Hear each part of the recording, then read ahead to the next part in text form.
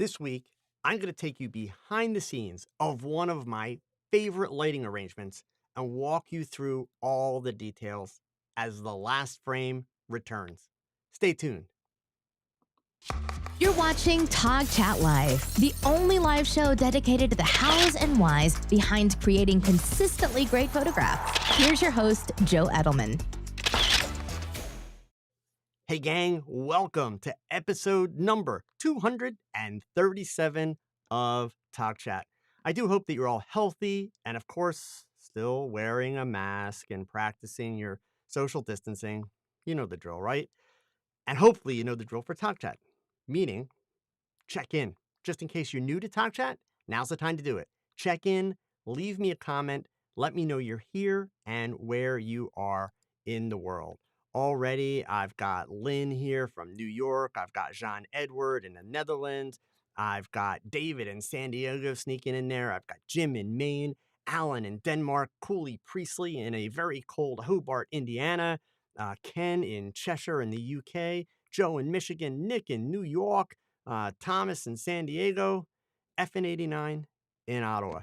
Gang, thank you so much for being here. You are all a part of a growing global community of photographers in over 100 countries who tune into or watch or listen TOGCHAT every week. And for that, I'm going to work really hard to help you with your photography in the next 60 minutes.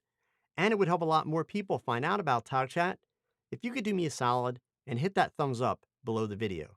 The more thumbs up, the more YouTube will recommend the show to other photographers.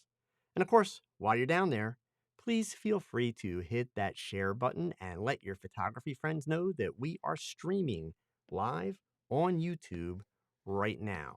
I'm going to go ahead and get you that share link. I will put it in the chat window for you so that you have it. Facebook, Twitter, as always, they're the fastest ways to get the word out. And gang, if you are a member of any photography groups, clubs, any of the above, please let them know about TOGCHAT. Don't keep it all to yourself. And while we're going through some of that good stuff, make sure that you remember the TOGCHAT Photography Podcast. I'm also putting a link for that in the chat window for you. The podcast is a great way to get your weekly fix while you're editing or retouching. And each episode of the podcast includes content that you aren't seeing here on YouTube. So don't miss out. The show's available on iTunes, Google, Spotify, Amazon, iHeartRadio, Pandora, pretty much anywhere you like to get your podcast fix. This week, the podcast won't go live until tomorrow morning around 10 a.m. Eastern Time in the U.S. Full disclosure, I've been shoveling snow for the last 48 hours and I'm exhausted. I need some rest, but it'll be there tomorrow morning. Now for tonight. Also, by the way, I just wanted to mention Eric in Texas. Glad that you can make it. I was a little bit worried about you being late. I'm afraid you were out spending money on more gear. Just saying. Anyway, I've already had a bunch of people message me in a bit of a panic today because they saw the title of tonight's TOGCHAT and thought that I was going to stop doing the interviews. Don't worry. I have many more interviews in the pipeline with photographers, and I'm excited about this, in all different genres of photography. In fact, I'm really stoked about an interview that I'm working on with a photographer who shoots wildlife the right way, meaning respecting nature and the animals and creating images in the wild that, honestly, they look like they were done in a studio. But with that said, I also want to mix in some other learning content for you guys. So once or twice a month, I'm going to revive a feature that I used to do as video tutorials called The Last Frame. If you're not familiar with them, there's a link to the playlist of The Last Frame videos in the show notes underneath the video. Okay, so let's go ahead and let's jump right into this, and I'll give you a little bit of a setup here. I apologize. I'm just going to switch this screen over. There we go. So those of you that follow me, it's no secret that I like dreamy high key lighting. I find that the pureness of it combined with a beautiful subject creates captivating images that essentially kind of force a connection and they draw the viewer in, allowing them to kind of imagine their own experience with the subject. In short, it's really simple light that creates wonderful fantasies. So, what I wanted to do tonight is take you behind the scenes and give you an idea of what it takes to create this kind of a shot and this kind of lighting, and actually how easy it is to do that. So, we're going to start out, and I'm going to share a screen with you here that is a piece of software. For those of you that are not familiar with this piece of software, it's called Set a Light 3D.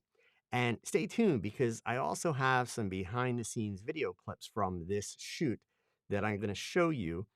It's just a couple really, really short clips, but what's important is frequently folks ask me to describe how I communicate with models, what kind of directions that I give. So one of the clips that I have for you, it's only about 35, 40 seconds long, but it has a little bit of audio working through one shot so you can kind of get a sense of how I go about working with models. And I'm going to give you some context to it as well. Okay. So a couple things I want to point out to you, and I'm going to give you basically a top to bottom breakdown of what you are seeing here. The studio space that I have recreated on the screen is the exact shape and size of my home studio, which if you're not familiar with my home studio, you can see a video all about it on my YouTube channel. But this is it. It is 13 feet wide. It is 27 feet long, and it is only about 7.5 feet tall. It is not a big shooting space. And I want you to notice how little of that shooting space I am using for this shot. The squares that you see on the floor, just for information's sake, are basically 1 foot by 1 foot squares. So you can measure by them. And what you're seeing here right now is the exact setup that you'll be seeing in the behind the scenes clips and that I showed you in that behind the scenes photo just a moment ago. This is the same setup, same measurements, dimensions, everything. This is it. So that being said, let's look at what we've got here. I'm working on a white seamless paper background. It's a Savage Universal. I do have it rolled out onto the floor by, let's see, 1, 2, 3, 4, 5, about 5.5, 6 feet. And I do have my subject standing on it. I will point out a little trick to you. Let me just go back to the previous share screen and show you this. When I have my subject stand on a backdrop and their feet are not going to be in the photo. In other words, I'm doing the shot as a 3/4 length shot. I put down a small bath mat. That's literally all it is. It's like from an inexpensive discount store. It's a bath mat. That way, I'm not getting footprints, and even from bare feet, I'm not getting footprints or any kind of marks on my seamless paper that are going to cause me to have to cut off the ends of the paper eventually and shorten the roll. So it prolongs the life of the roll. One other little thing while I have this picture on the screen, again, I'm going to try and give you guys as much of a brain dump as possible here. So one other thing that I want to make sure that you're noticing is that she is barefoot. Now, in her case, this young lady, her name is Gabrielle. Sorry, for those of you that saw me speak at Photo Plus 2 years ago, so that would have been, well, it's 3 years ago now, I guess. So 2018 at Photo Plus in New York. Gabrielle is the model that I had on stage at Photo Plus. So generally, if you're going to do bodywear, and when I say bodywear, I mean swimsuit, bra and panty set like you see here, lingerie, anything like that. And especially, whoops, let me go back to the original shot there, especially if you are not going to show your model's feet, I would encourage you to have your model wear high heels, even though they are not in the shot, right? Now that I've given you that tip, why would you want to do that? Number one. And then number two, why did I tell you to do it when I didn't have my model do it? The reason for doing it is having the high heels tightens the leg, pops the butt out a little bit, exaggerates the curves just a tad, meaning it is generally more flattering. Now, I'll tell you straight up, personally, I'm not a fan of a lingerie shot with high heels. That's completely a matter of taste. So if you like it, good for you. Not my thing.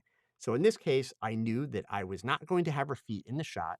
So also, this young lady doesn't have an ounce of fat on her body. She is, got a great figure. So there was really no need to go ahead and do the heels. But the heels, that's a little trick, works wonders if you're going to try shooting boudoir or anything like that, and you are doing a 3/4 length shot. If you're doing a full length shot, just understand that the heels, like them or hate them, they're going to change the tone of the shot just a little bit, right? So completely up to you whether or not you go ahead and do that. So coming back to the lighting setup, I've got the white background, and this is a 3 light setup.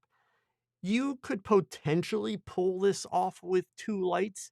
It would be a little bit more challenging, and it would be helpful to have a little bit more running space, which I could have done, meaning I could have moved my model and my um, light blockers here further from the background.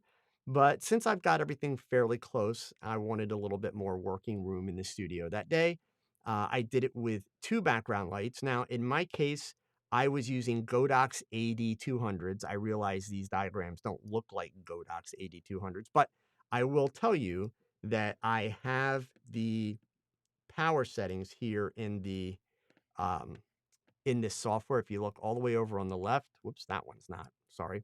But I normally would have them set to the AD200s, which basically means I just have them preset to 200 watt seconds. Okay, I'm not going to change that now since I got started, but normally that's what I would do. Okay, and then the third AD200 is in a octabox up at the top of the shot here. Okay, so 3 total. The 2 black boards that you're seeing, whoops, I apologize. Let me go back to that there. The 2 black boards that you're seeing are from V-Flat World. If you don't know what V-Flats are, those are basically sets of cardboard shaped in a V.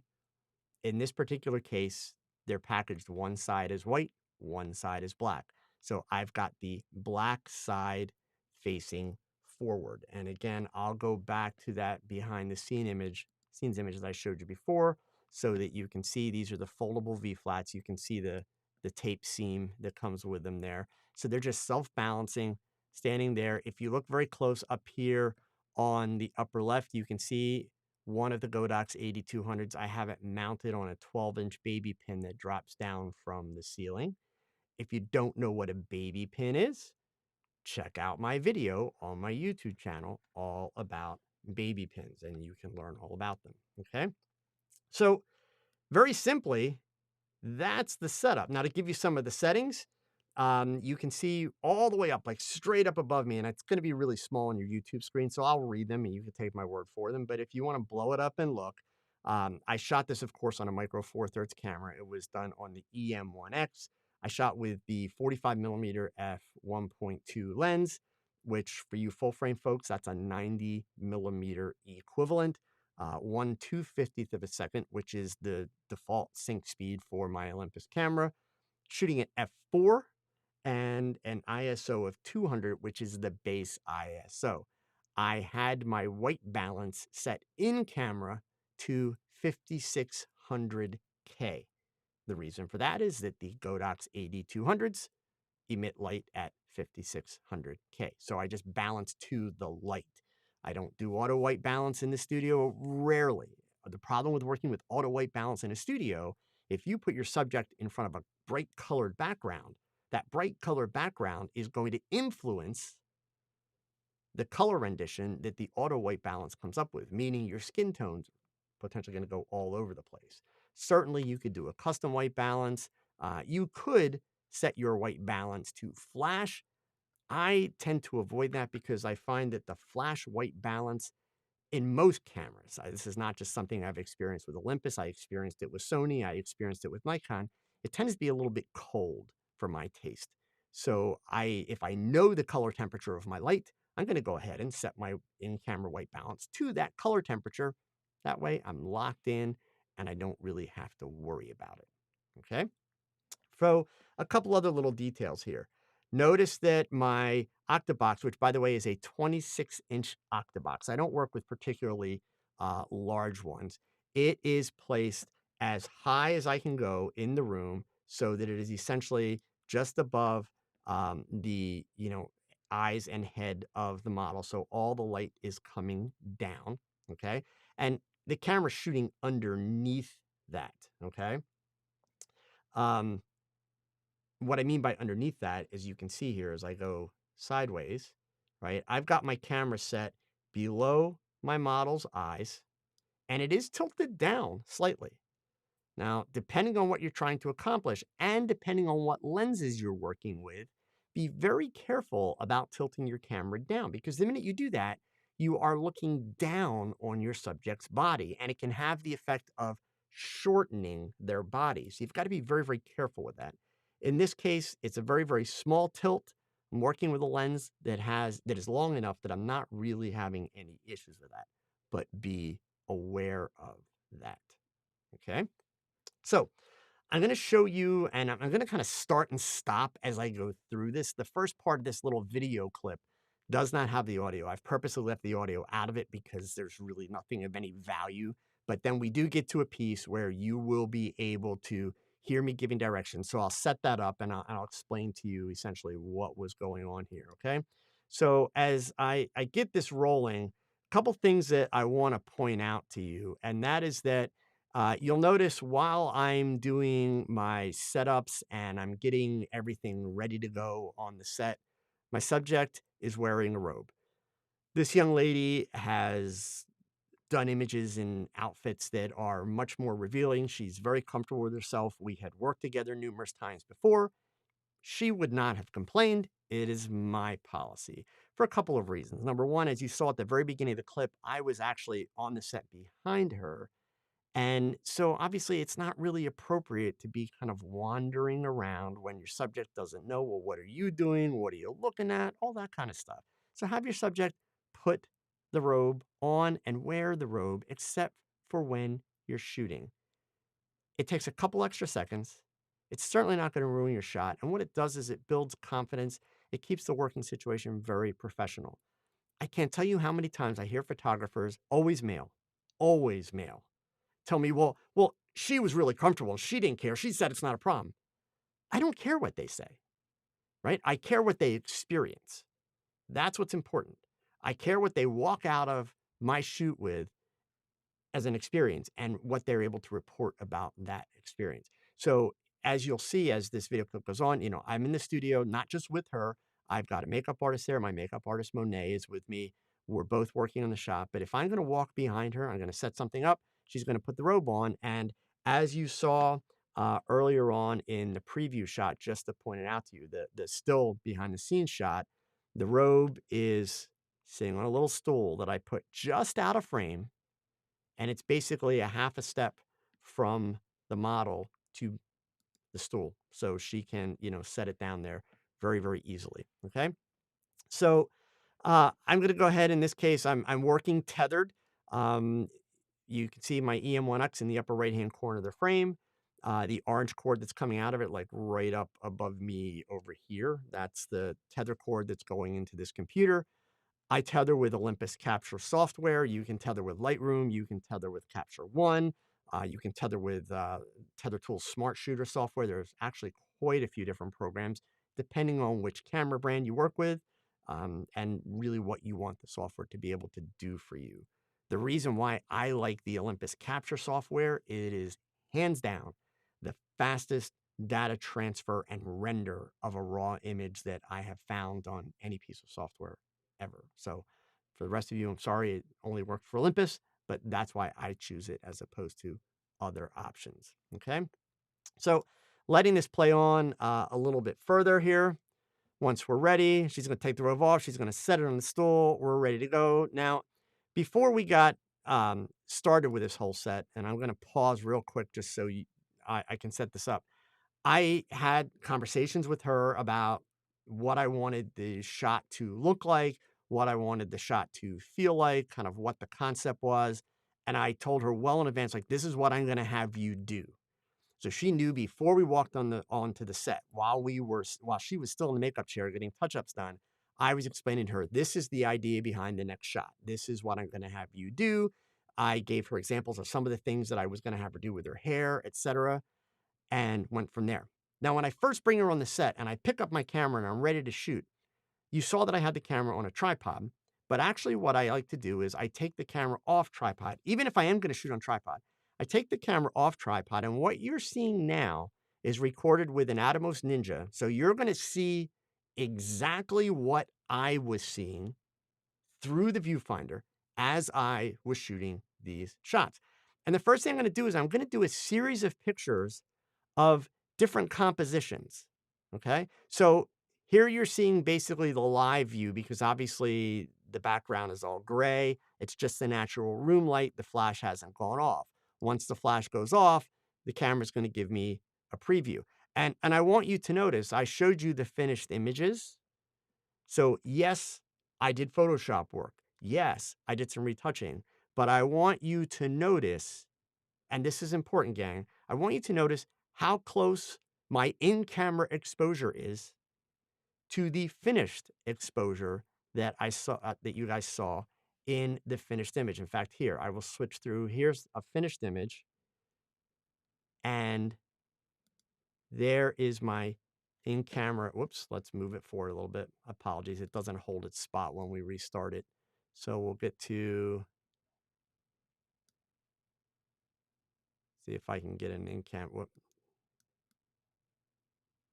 Little further. I didn't go far enough, did I? No. You saw the difference. I'll stop it again when we get there, okay? So I want to show you, I'm going to let it play up to the part where we're looking through the camera so that you can see the sequence of shots that I'm going to do.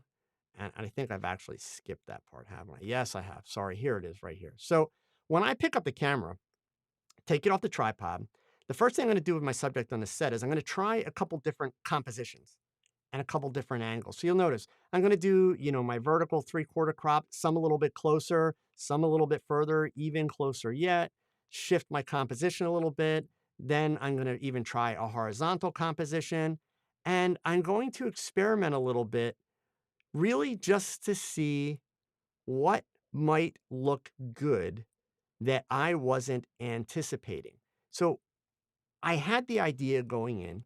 The 3/4 length image is what I intended to shoot. That's why I had her wear that particular outfit.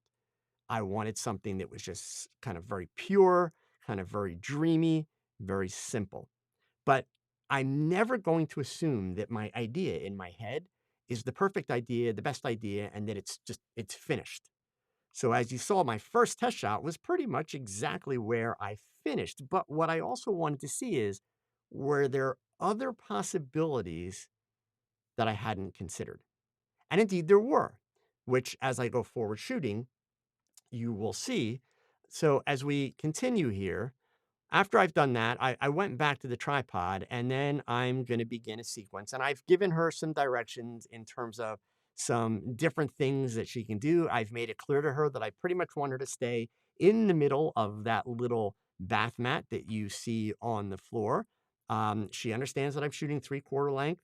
She understands that I want her looking towards the camera, that the idea behind this is to have the interaction with her and the camera, meaning her and the viewer when it's done.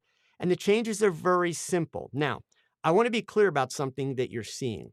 If you're paying attention, because I talk about this a lot, so some of you ought to be ready to call me out. But that's why I want to point it out before we're done this clip. I frequently wind up telling new photographers on here, don't have your models get in front of the camera and move, click, move, click, move, click. In other words, don't do click, pose, click, pose, click, pose, click, pose. It rarely produces good results. Now, I'm being very honest with you. I'm pointing it out to you. What I've just showed you makes me a hypocrite because you notice she was changing after every click.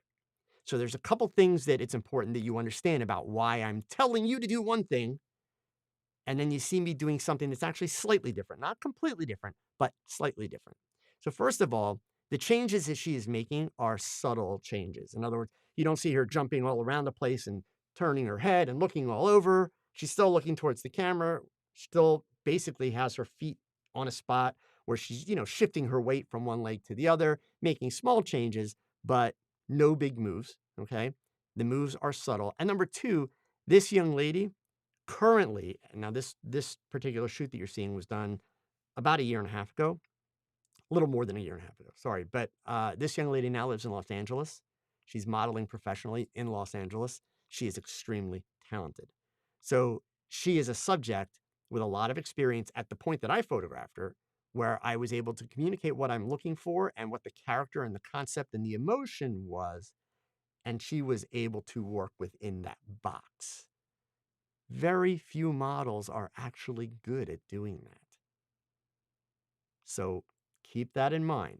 So I hate to basically give you kind of a, do as I say, not as I do example, but I want you to understand that I'm not completely contradicting myself in this clip. I want you to see the subtle differences. So if we go on and I allow this to continue, and so you'll see, obviously, I'm tethering this. The model cannot see the screen. The model has no idea what's coming up. I do not show my model previews unless I am convinced that seeing what I'm trying to describe will make it clearer for her and make it easier for her to understand. Okay.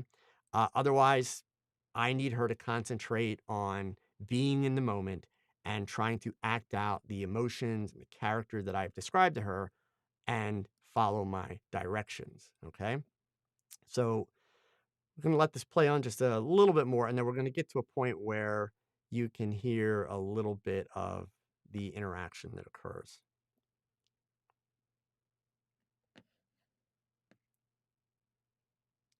And at this point, I'm just making some changes. By the way, I want you to notice also the way that she has her feet positioned and her leg crossed. If you look at her full length in this setup, it looks like she's standing in a very awkward position. If I was taking a full length picture, it would be a very awkward full length picture. But since I'm shooting 3/4 length, in other words, I'm cropping right above the knees, I want you to notice, look at the preview on the screen, just how wonderful it creates the curves around the hips and the waist, etc. So it's a posture that we're using to basically create really nice curves in a way that, a person normally would not even stand that way because it simply looks and obviously it would feel a little bit awkward to stand that way for any period of time. But you can see looking at the previews on the screen. So you can see the changes are very subtle. They're very minor. When she makes a change, it's kind of change one hand, do several shots. So she's not making dramatic changes after every frame. If you look closely, even at her face and her head and her expressions, she relaxes things just a little bit in between each frame, gives me just an ever so slight a head movement, and then we go on. What's nice about working with a situation like that is even if she does something that I'm not particularly fond of, I'm not going to stop her and correct her right away because she's in a groove. If I look at the entire grouping of work, she's giving me really, really excellent things. So it's very common that maybe a hand drops or something gets done and it just really looks horrible. I'm not going to stop her at that moment because she's working and working very, very well. I'm going to shoot it and I'm going to treat it as okay, we're on our way to another better thing. If she doesn't get to another better thing, then I will go ahead and I will make a suggestion or kind of give her a prompt. But otherwise, I'm going to let her continue working through it. This doesn't work with every model that you ever work with. And the key to this is having your model really understand the mood and the character that you're after, the emotion that you want, and also making sure that they really understand what it is that you are trying to create. So while I didn't show her any previews on the computer, previous to our shooting, I had shown her some shots that I had done well before this with a different model that were a similar feel. In other words, this backlight effect um, so that she had the concept. Okay. Sidesh, I mentioned this a little bit earlier. The software that I'm using is Olympus Capture software, but that is because I am an Olympus shooter. You could do this with Lightroom. You could do it with On One. Capture One. You could do it with Smart Shooter. There's quite a number of different softwares that will do it depending upon which camera brand you use. Okay. So I'm just going to see if we can get to the switch. All right. So now I believe we're going to hear some audio. So I'm going to shut up and I'm going to let you watch. So this is a new clip that's coming up. So remember, we've already been shooting the shot. So she already understands the intent, the goal, what I'm looking for in terms of facial expressions and all that. But I'm going to go ahead and I'm going to have her start playing with her hair. So I'm going to let it play out real time here. You're going to hear my directions. You might want to turn your volume up just a smidge. I will quiet down in just a second. But we'll let it go real time. And that way you can see what I tell her. You can see what happens. And then you can see the shot as it pops on the screen. Keeping in mind, this young lady is very experienced. So I don't have to be quite as detailed as you might with some subjects. But we'll let this go.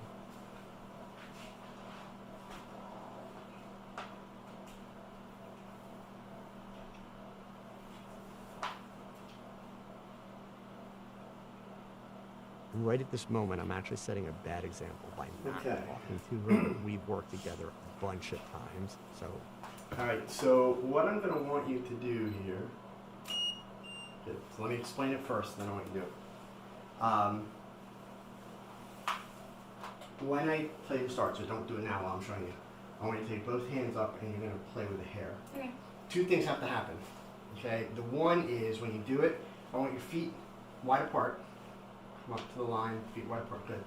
And as you do it, you're just gonna go back and forth with your hips, okay? Just find a little rhythm, okay, and do that. Now, here's the key. Number one, do not take the hands on the outside of the hair, and do not make claws. This is not about a scalp massage, right? Okay. So the hands have to go inside, and it's literally like your hand against your head, and you're playing around. None of this, because I can't see you. I also don't want big Dumbo ears, so it's kind of like in between. Okay. Move your body a little bit. Keep the chin at me. Don't let the chin. So here's the real challenge. I want your face locked at me the whole time. So like, as I do this, I can move my body, I can move my arms, but I want that face dead down the barrel of the lens, okay? There can be a hint of happy, but it's all about kind of like a tease. Yeah. And I'm actually not showing the whole outfit. I'm going to be working like right up in here. I'll probably show the Calvin Klein, but that's it, okay? So, all right, let's give this a shot. And chin up just a tad. Good. Here we go. Good. All right. Do you want me to Yes. connect that here a bit? Yeah, go ahead. My makeup artists always understand if they see something, they need to talk to me, not wait until I'm done and say, oh, what about that? They're going to interrupt me. If I'm in the middle of shooting, they'll just tap me on the shoulder. But they are going to interfere basically to make sure that we get a good shot. Really play with that hair, mess it up, move it around. Even like take both hands up on top. Really play with it. Really get into it. Good. Good. That's it. Good. Nice. Good. Really good. Good. Good. Pull. Pull. All right. Grab the robe. Put the robe on. We're going to try one last thing here just to see how this looks. Okay, now, another piece. You may be wondering, if you watched closely and if you were looking at the results, you may be wondering, why did I have her moving her hips back and forth? Since I was shooting tight horizontal shots, it had no obvious impact on the shot. I did it for two reasons. The first reason is I wanted to have the option to shoot a vertical image from the waist up. In other words, I probably would have cropped it just below or just above her belly button if I shot vertically. The reason for the movement is to exaggerate the curves by pushing the hips to one side or the other. If you watched really close, most of my shots were happening as she moved her hips. So it was click, click, click, click. so that I had those curves, even when I was shooting the close-up shots, okay? Second important reason for having her move. If I have her stand still and just move the hands, it actually starts to feel a lot more awkward as the subject because you kind of get into this I can't move kind of scenario. And if you listen, one of the things that I pointed out to her was that I wanted her face straight ahead the whole time. And guys, try me. If you're working with a model and you want to have her play with her hair, don't give her the direction and see what happens. Just say, go ahead and run your hands through your hair. Watch what happens. The girl will start out looking at you. She'll have her hands ready. You'll say go, and she'll be like, and basically what happens is she hardly moves the hands, but she moves the face all over. It's the way people work, okay? It doesn't make them bad. It just, that's what people tend to do. So it's important to communicate, I need your eyes right here. I need your face right here. And then I showed her, look, I can look straight at you and I can move my whole body around and I can do things without ever having my head leave the camera. So it's really just about building the shot and explaining what you want, not trying to do it all at once. Because you notice that breakdown, I did it in pieces. First, I just did the hips and said, look here. And I gave her all this stuff, but then I let her go. Then I added, okay, I need the face here. I don't want you to turn. So it's about building it. And number one, the more experienced the model, the easier that is, obviously. And number two, the more disciplined the model, the easier that is.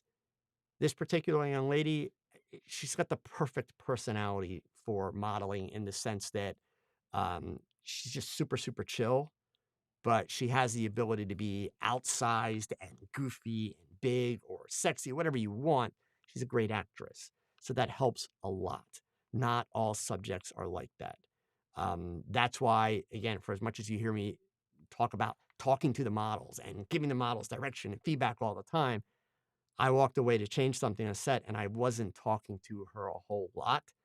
It's not a great example for you guys, but that's why I'm pointing it out. With this young lady, she's confident. She knows what she's doing. We had worked together multiple times before. So there really wasn't that pressure to keep her engaged. So yes, I'm making an excuse for what I showed you, but I'm owning it at the same time. If this was a subject that I hadn't worked with, if this was a new model, any of the above, really, really important. If I would have walked off the set like that, even just for 30 seconds, because that's all it was about 30 seconds, it would have been very detrimental to the outcome of the shoot in terms of creating confidence and building that relationship. So those things are very, very important. Okay. So again, just to go back and show you kind of those finished images, right? I'll go through a couple of these again. So these are the ones of Gabrielle. There's the one that I wound up picking with her hands through her hair. Another one there. And then these other shots, this actually is Monet, the young woman that you saw as the makeup artist in the first shot. All of these are essentially the same type of lighting setup. Works in color, works in black and white. My goal when I'm setting the lighting is to expose my background about 3 stops brighter than my foreground, than my key light. That does give you a certain amount of flare. In fact, if I switch back over here to the software and you look at the preview up above me, you notice that it's a tad bit low on contrast because of the intensity of the light coming from behind. So if any of you came in late, just as a reminder, here's the lighting setup that we're working with. We've got 2 lights behind, basically these big blocker reflectors, and then 1 light lighting the subject. I want that intentionally because I want that light wraparound.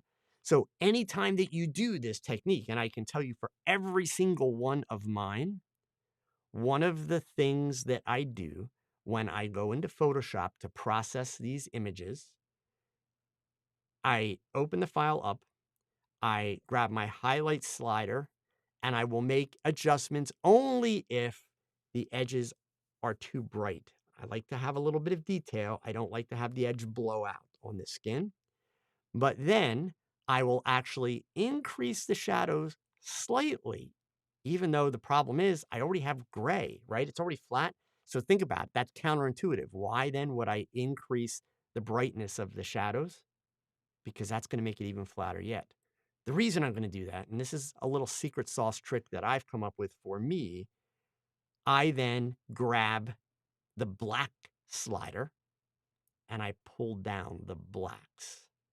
And it gives me just absolutely gorgeous contrast to work with at that point. So, if I find out that people really like this, maybe in 2 or 3 weeks when I do another one like this, maybe what I'll do is I'll pick up with this particular one and I'll do the post-production piece. And I can even show you a series of images from the shoot, how they were done, and um, I'll go ahead and I'll show you how I do that processing. Because believe me, I promise you, it's not like crazy difficult. You could do it in pretty much any piece of photo editing software that's out there.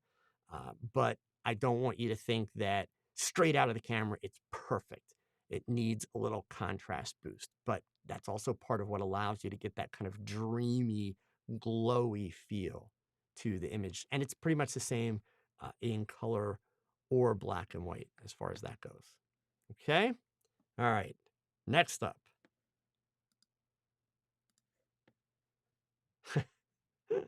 Next Next up, we're not going to switch that. I hit the button and it did nothing. All right. My apologies. So, next up is going to be our photo quote this week. And it is, if your pictures aren't good enough, you're not close enough. This week's photo quote is credited to Robert Capa. And I got to tell you, this quote is one of my favorite photography quotes, and I want to thank Mr. John Bivens, who's a member of my mentoring group, for reminding me about this quote. Now, you know that I'm all about the idea of fill the frame, right? As a young photographer, my go-to lens was a 24 millimeter f2.8, and that's mainly because it forced me to get very close to my subject. And the wide angle perspective kind of created a sense of like being there for the viewer. So, often referred to as the greatest war photographer, Capa hated war. He was born Andre Friedman to Jewish parents in Budapest in 1913. He studied political science in Berlin and fled to Paris in 1933 to avoid the Nazi regime. He was represented by Alliance Photo, and he met the journalist and photographer Gerda Taro. Together, they invented the famous American photographer Robert Capa, and he began to sell his prints under that name. So from 1936 onwards, Capa's coverage of the Spanish Civil War appeared regularly. This photo that you're seeing, his picture of a loyalist soldier who had just been fatally wounded, earned him his international reputation and became a very powerful symbol of war. After his companion Gerda Taro was killed in Spain, Capa traveled to China in 1938 and emigrated to New York a year later. As a correspondent in Europe, he photographed the Second World War, covering the landing of the American troops on Omaha Beach on D-Day. He photographed the liberation of Paris and the Battle of the Bulge. In 1947, Capa was a founding member of Magnum Photos with Henri Cartier-Bresson, David Seymour, George Roger, and William Vandevert. Unfortunately, on May 25th, 1954, while photographing on assignment for Life magazine in Tai Binh, Indochina, he stepped on a landmine and was killed.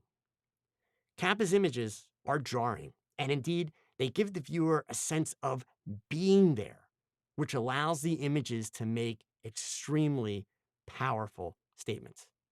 I have a link to Robert Capa's images in the show notes.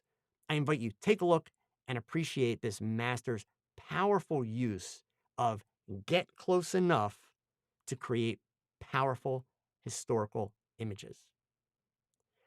This week's Talent Under 30 photographer is a young lady named Hannah Beier. Hannah Beier is a freelance photographer based in Philadelphia, Pennsylvania. She graduated from Drexel University in June of 2020, last year, with a double major in photography and design and merchandising. Her senior thesis, Time Apart, was featured on the cover as well as given a spread inside Time Magazine's June 2020 Generation Pandemic special issue. And more recently, an image from this project was selected as one of Time's best portraits of 2020. Her portraiture and documentary work focuses on capturing intimate and authentic moments that connect us as a society. Now, listen closely. I have a link in the show notes to a video that was done by Time Magazine. It is an interview that Hannah did with Katie Couric. And in this interview, she details how she was able to do a lot of her shots for this spread remotely. But not the way that so many photographers lazily photograph like iPad screens and Zoom calls. No, no. The amount of problem solving that Hannah did is exemplary, and I encourage you, check out the video. After you watch TOGCHAT, of course, but check it out. Along with a link from Time Magazine, you'll find links to her website and Instagram in the show notes. And folks, remember, you can help me out and hold the door open for a younger photographer. If you know of an incredibly talented photographer of any genre under the age of 30 who is creating exceptional work, please share his or her Instagram handle with me so that I can check them out and possibly feature them here on TOGCHAT. And gang, one last thing. When you visit the Instagram profiles of these young photographers, please follow them. They are at a point in their careers where the follows and the likes do count, and help them get their excellent work noticed by editors and creative directors. So please remember that. Okay, time for some Q&A. I do have a couple questions that came in early. I see that we've also got a couple good questions that hit the chat. I'm running a little bit late, but hey, I always run late, so let's do it. And by the way, if you haven't joined my Facebook group yet, I don't know what you're waiting for. It doesn't cost anything. The link is in the show notes. We do live image reviews. You can have your images reviewed. All kind of great learning material in that group. Okay? So my first question that I have for you guys this week, let's bring it up on the screen here, comes to us from Trevor Reed. And it's a long one, so I apologize. I'm going to read it off of a notepad over here. Trevor said, I need to photograph a person with a very long nose. It's not long out from the face like Pinocchio, but it's long down the face. In other photos, it often seems to look like it's starting above the brow and the person's mouth looks like a V shape at as the bottom of the nose comes so close to the top lip. I guess it's not quite what would be called a facial deformity, but it's a very extreme feature. I'd like to take as flattering an image as possible. I know that cameras can't work miracles, but could you give me some prompts on how to start my thinking on the problem solving here? So, I mean, Trevor, that's actually a great question. And it is. Unfortunately, it sounds like a person who, um, unfortunately kind of has facial features that are almost somewhat caricature-like. There's a couple things that I would recommend. I mean, certainly depending on what the photograph is being taken for, what its intent is, you may be able to implement some Photoshop when it's all said and done with. But let's work on the assumption that you need to pretty much work with the person's features and you can't do a lot of Photoshop. In that case, there are two things that I would suggest that are going to help a lot. One is photograph the person straight on, if at all possible. Two, actually, I said two things. I'm going to give you three things. Number two is try to make your camera angle right about at the mouth. So you're going to be shooting up at them slightly. If you get at all above the tip of the nose and they don't have a lot of space here, you eliminate all the space, which allows the nose to visually run into the mouth. So you don't want that to happen. So you need to shoot just below the nose. I don't mean shoot way down here. We don't want to be looking up the nose. We just want to get low enough that we maintain what space there is. So straight on, just below the nose, about mouth level. And then the last thing is, I would recommend that you go with very soft, even lighting, no shadows. Really what you're trying to do is you're trying to essentially mask with lighting. So I'm not talking Photoshop now. With lighting, you're essentially trying to mask the features of the face. So you don't want shadows on either side of the nose. You don't want shadows underneath the nose. You want the lighting to be soft and even, shot straight on, that is going to make the nose look its smallest, period. The minute you do introduce any lighting that is going to create a lot of depth to the face, then you're going to bring back the depth of the nose, and you're going to be dealing with the features that you don't really want to. And then one other thing that is worth working with without making your subject uncomfortable, and that is have them go through a series of expressions while you're working with them to see if you can find a version of their smile or a version of um, a pleasant expression that is not as exaggerated, that doesn't decrease the space as much and doesn't create as much of a V to the mouth that maybe softens that. So, so one thing for sure, do not tell this person to, to smile. You don't want them to go cheese. So you want to probably look for something that is a little bit more soft and relaxed. That's how I would approach that. All right. The next question that I had that came in early here from Joe in Michigan. Have you tried the light blaster with the AD200 light yet? And also, when setting up the exposure, is it better to set the exposure for the light blaster first or the other way around? Joe, I have not specifically put an AD200 in the light blaster. I can guarantee you it will work. The front of the Godox 8200 is exactly the same as a speedlight. It's a Fresnel head. It's going to work just fine. And it's the same size. So I can tell you it fits. It'll work fine. You'll get the same results. Not a problem. And the best part of it is the 8200 actually gives you a little bit more light to work with because it's a little bit more powerful than a speedlight. With regards to, do you set your exposure for the subject first or the light blaster first? That's really going to depend upon a lot upon how you like to work. It's going to depend upon the space that you're working in. Keep in mind that with the light blaster, even though you've got a 200 watt second strobe, you're going to put this modifier on the front of it with a camera lens that also has an aperture in it. So you can adjust the camera lens aperture. And you're going to put some type of modifier in between that, a 35 millimeter transparency or a gobo that is also going to impact the amount of light that is coming from that strobe and actually manages to hit your background. So depending on really what you're doing, I guess I would say to you, by all means, set the light for your subject first and then add in the background. I think that's probably the best practice, but do understand, depending upon where you place the light with the light blaster, depending upon the density of the transparency that you put into the light blaster, you may have to then go back and readjust the power settings on your key light, probably lowering them if you're not able to get enough light out of the 8200 through the light blaster, through the lens onto the background. But I think if I'm just looking at it from a standard lighting practice, I would say yes, subject first, background second. But do understand you may have to then, once you get your light blaster set up, and you may find yourself in a situation where you've got that 8200 at full power and your background is still not as bright as you want it, then you're going to have to go back and power down your key light or your main light a little bit and then open up your aperture just a tad. So it's going to be a balance, just like anything else. It's all about problem solving, right? Okay. And Joe had one more question that he popped in there early. Whoops, let's get rid of the other one. There we go. So Joe's other question, at what point when trying something and it's not working, do you scrap that idea and move on to something different? Or do you keep trying because the solution is there and you're not seeing it? Or is it just a matter of taking a break and coming back to it? Joe, I don't think there's any real set rule. I think most importantly, you don't give up too quick, right? Because giving up is giving up. But if I'm working on an idea and it's not coming together, I'm going to basically say to myself, let's say I'm in the middle of a shoot. I'm going to kind of ask myself the question, well, how much time was I anticipating this entire shot to take? So let's say it's 30 minutes.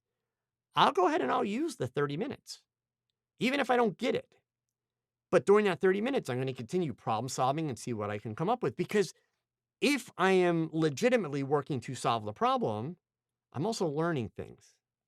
Unfortunately, I'm learning things that don't work, but I am learning things, right?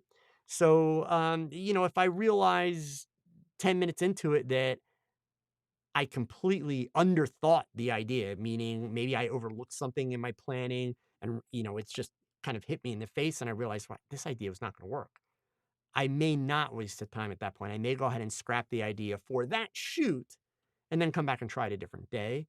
it really depends on the circumstances. I don't think there's any rule there. But I would say to you for sure, never give up too soon. So obviously, it comes down to, your tolerance for, experimenting and practice. It also comes down to how much confidence are you able to, maintain and put forth to your subject.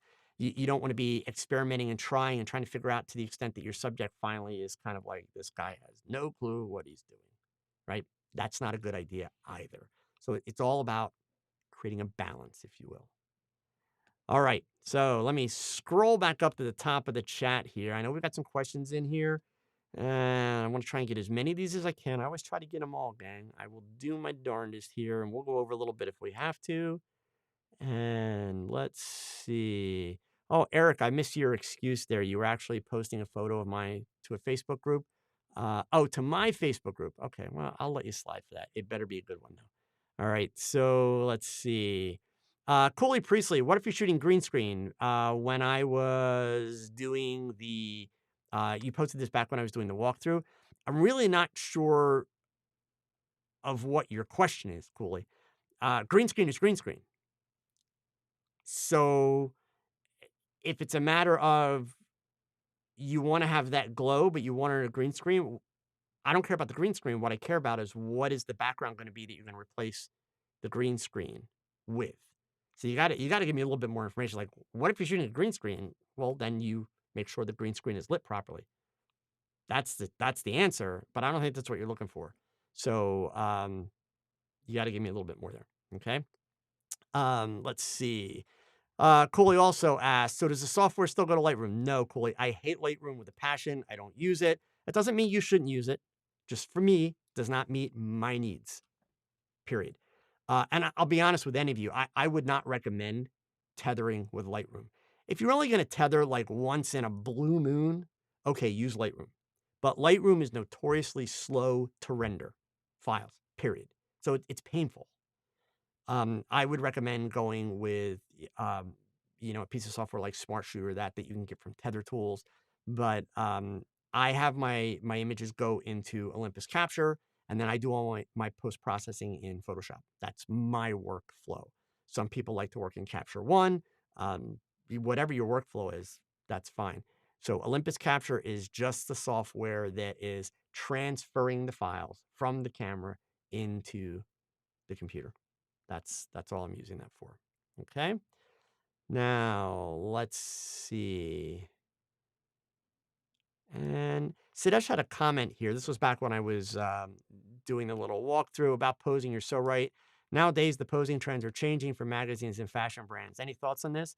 Sidesh, yeah, actually, you used a bad word.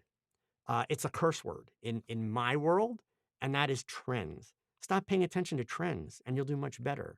Why be a trend follower? A trend follower is somebody that's copying somebody that's copying somebody that's copying something. Think about Xeroxes. A copy is never as good as the original. So to hell with the trends. Be the trendsetter. Make the trends. Let people follow you. I can go back and, again, I'm not trying to put anybody down. I'm just being straight. I can go back through my YouTube videos in the last 5 years, and I'll show you videos where I did little techniques, or I showed DIY things, or I showed a lighting technique. And now I can fast forward to today, 2021, and show you YouTubers doing videos like, oh my God, it's the greatest thing ever. And now everybody's chasing them, right? Now, in their defense, those YouTubers, the stuff they're doing is awesome. I give them credit. Some of it's even better than mine. But is it new? Is it different? Is it a trend? Yeah, it's a trend. It's not new. It's not different. So they didn't invent it. They didn't come up with it. Half of the stuff, I didn't come up with it. Half of the stuff I did 30, 40 years ago when I was a kid. Because none of this stuff we're doing is really that new or really that unique. So that's the challenge. Do you. So that's my advice. All right. You shoot trends, you make your life that much harder. You make it harder to stand out. You make it harder to get noticed. You make it harder to have people perceive your work as being good, right? So that's the key. And let's see, scrolling on down. And so there's any tips on how to get natural poses? Well, I hate to pick on you because I know you're asking good questions and I mean it. These are great questions. But the first thing is stop thinking about posing. You saw how I worked with that young lady in that video. I talked to her about the character of the shot, the concept, the mood, the emotions. I gave her some activities to do, but I did not pose her. Pose is a four-letter word that connotates don't move. Stop using the word and never, two words that you should never say in front of a subject. I'm really serious about this. This is not a joke, this part, gang. Never say pose. It connotates don't move. Never say smile because the trigger is it's never flattering. So you may think smile, you may think pose, but never say those two words. And in my studio, you will never hear me say those two words ever. You cannot find a model, you cannot find a subject that has heard me say those two words because they're absolutely banned in my studio. And when I work with a makeup artist, when I work with stylists, anybody else, they know never utter those two words in my studio ever. They are just completely banned. Okay. All right. Let's see here from Adam. Ooh, I'm not going to be too late. That's cool. Joe, I don't mind DIY, but do you know, does anybody make modifiers for the smaller size flashes like the Godox TT350? I've been using the larger flash in the hot shoe with a dome for student pics. So, whoops, yeah, it'd help if I get that the right size there. Um, Adam, I'm not so sure that you necessarily want to be looking for modifiers for the smaller size flash as opposed to looking for adapters that will allow you to use the smaller flash in the regular size modifiers. That's the way that I would look at it. Otherwise, you're going to be spending money on a very specific type of light that you're very likely to outgrow or change from later. Um, with the Godox lights, you can get the S clamps that you can put speed lights in them. So the key when you do that, so let's assume that you take my advice and you go that route. The key when you're going to start putting one of the Godox speedlights in, shall we say, regular sized modifiers, is distance. Meaning, don't work with a really shallow modifier if it's a speedlight, because you want to give the light a chance to spread, right? Inverse square law, gang. Sorry. But if you have your flash too close to the front edge of the modifier, I don't care how the modifier is designed, you're not going to actually get that full size modifier. You're only going to be lighting a small piece of it. Same goes with an umbrella, right? You want to have, you got to be careful about buying umbrellas that have short stems. You want longer stems. The further you can get the umbrella away from a speed light, the better. So that's part of your purchasing, consideration with the modifiers. But I would just get like an S clamp and then you can put Bowens mount modifiers on it. And, everybody makes stuff for Bowens mount modifiers. So, okay. Mark Johnson, Smart Shooter also allows you to leave your images on camera cards, unlike Capture One or Lightroom. It's been a long time since I've worked with Capture One, but so I'm not going to debate that. But I will tell you that with Olympus capture software, which I use, I'm able to record images both on the computer and on the SD card. And I've only tethered once with Lightroom, but I hear people gripe about it nonstop. And as far as Capture One goes at this point, I'll be honest, I'd be surprised if you can't save it to the camera card. I'd really be surprised. And there's a reason why I say that, and that is simply that, most of your high-end shooters are going to use them, and I'm talking about high-end shooters that are always hiring Digitechs when they shoot. And I would think they would want that additional backup, but I'm not in a position where I can say that's the case. So, yeah, but Olympus Capture also allows me to save to my card, which I do, and then save to my computer's hard drive. That's automatic. So basically, I have two copies of the file, essentially instantly. Okay. All right, gang. So early reviews, it looks like you guys liked the last frame. So again, maybe like once a month. I'm not going to lie to you. With the snow this week, I came up with this idea last minute and I put it together a little faster than I would have liked to. So I've still got some other ideas about how I could do this last frame thing a little bit better and give you a little bit more information. But I think there's a lot of value to it. My goal is going to be, keep up with the interviews, mix some of these in. I've also got some new features that I'm working on for the podcast because really what I want to do is I want to make things a little more challenging for you so that you have to watch YouTube and TOGCHAT, but then go and listen to the podcast because I'm also going to create some new material that's going to be podcast exclusive each week. Podcast, by the way, for those of you that are following, we're up inside the top 80 now on Apple Podcast. So we're getting there slowly but surely, and that's because of you guys, and I really appreciate that. Okay, so gang, that pretty much. Oh wait, here comes something about Bowen's mounts. D-cycle. Oh, what is an S clamp? I have Bowen mounts clamps that are like a ring with a clamp in the middle. Yeah, those are Godox S clamps. That's it. You just basically described the S clamp. Okay, I don't know why they call it an S clamp, but that's what they call it. So, all right, gang. That about wraps things up for this week. Awesome questions. Thank you. Thanks for tuning in. And thanks for a great night of chatting about all things photography. Please don't forget to download the podcast tomorrow to hear more about why it's a big deal to work the shot. So I hope to see you guys again next Wednesday. In the meanwhile, of course, stay safe and healthy. And whatever you do, gang, please remember these words. Thanks for watching this episode of TOGCHAT. Don't forget to download this week's podcast for even more TOG knowledge. The link is in the show notes. Now go and pick up that camera and shoot something because your best shot, it's your next shot. Adios.